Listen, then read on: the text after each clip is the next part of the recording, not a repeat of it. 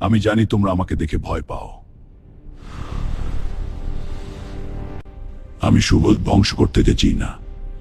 অনেক মানুষ তো আমি শহর করেছে আমার কারণে।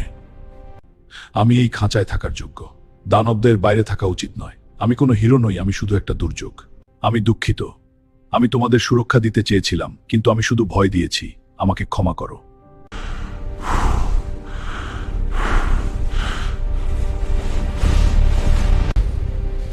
এই শিকলগুলো আমাকে আটকে রাখেনি, আটকে রেখে আজ সব শেষ হবে। আপনার কি শেষ কিছু বলার আছে? হালকার রাগ করবে না, হালক এবার শান্ত হবে। দুনিয়াতে দানবের কোনো জায়গা নেই।